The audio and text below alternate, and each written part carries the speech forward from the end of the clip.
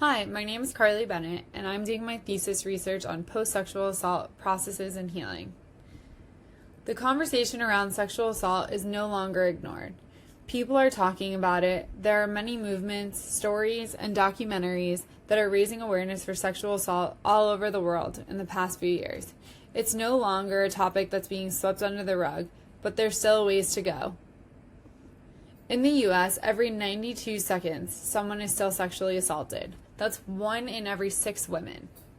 Sexual assault is still apparent, and even though people are talking about this, it's still happening every day. There are different types of people that have a higher risk of being impacted. Younger women and college students are 3 to 4 times more likely to experience sexual assault. Transgender, genderqueer, and non-conforming college students are 21% more likely, and Black women are more at risk as well. And this isn't only a problem in the US, it's a global issue.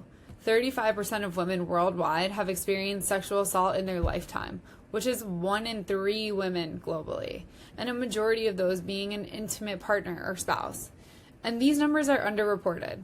Often victims do not come forward due to victim shaming, cultural issues, laws, cases not being taken seriously, and a possible lack of prosecution. So what exactly happens to the victim during an assault? When people are in situations where they need to survive, they go into fight, flight, or freeze mode.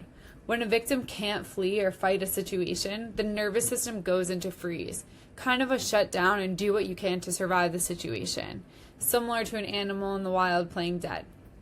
It's an automatic physical reaction, and when you're in a freeze state, a victim feels like they gave up, like, why didn't I fight harder, or why didn't I get out? But it's the body that's taken over and completely out of the victim's control.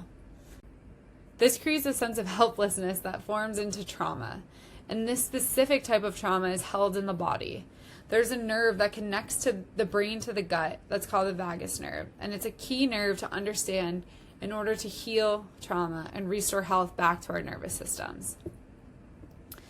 This nerve gives us information about how we find safety, connect with others, how we shut down, and how we go into the fight and flee responses, essentially how we survive.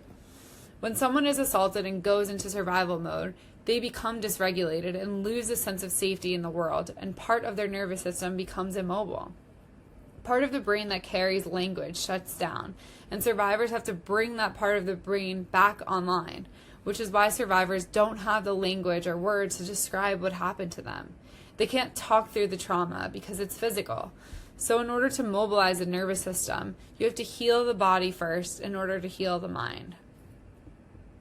So some forms of healing that therapists use for sexual assault victims are grounding. Often victims are in a disassociated state. Grounding connects the person to the present moment, and this is done through the senses. Something like smelling an essential oil, or looking at a pleasant visual, or touching something that has meaning to them or feels good on their hand. It brings them to the moment rather than the disassociated state, which feels unsafe. Therapists also leverage yoga and breath work since it's difficult for victims to express through language. Yoga helps them express through the body, not in a traditional yoga sense, but in a sense of asking a victim to express how they're feeling through movement, because oftentimes they can't do it through language. Another method of healing is through mudra. Mudra is yoga for the hands, and when your hands communicate with the brain, it can help someone feel in control and grounded, like putting your hands on your heart or feeling the ground can give someone a sense of belonging. Victims also develop a sense of blame and shame and are often not believed or validated from authorities or loved ones, which is why many sexual assaults are not reported. There are also issues in the system, a lack of resources, and an economic divide. The legal process can take years and victims can never get justice.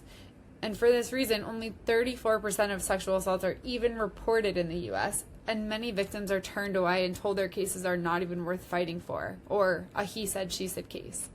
Therefore, only 9% of rapists in the US get prosecuted, and only 3% will even spend a day in prison. Not only are there issues with the system, but the actual testing to get a sexual assault kit is extremely extensive, invasive, and can be re-traumatizing.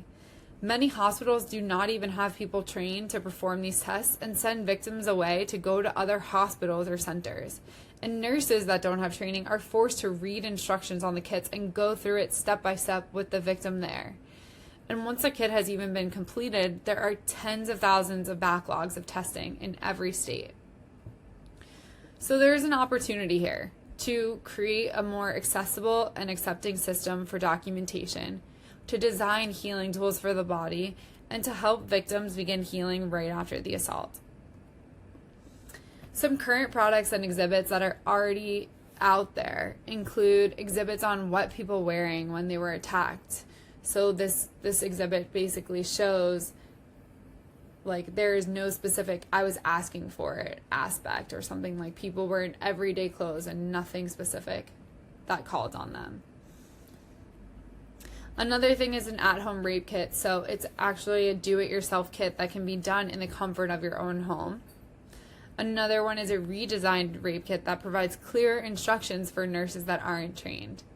And among these are other kits and products that provide some solutions or bring awareness to sexual assault victims.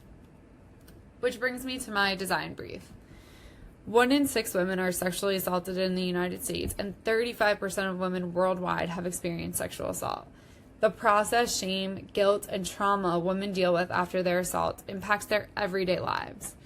My research dives into victims' trauma, healing through the body, and looks into how different demographics are impacted. So how might you design a system or product that helps sexual assault victims heal through their body and senses? Some ideation of products I am thinking of are home visit testing centers and trauma care systems, objects that heal through connecting senses, and finding a better way to document assault. My next steps are to continue to interview and speak to victims, therapists, and police officers, research more about body healing, and begin sketching out some potential products or systems. Thank you.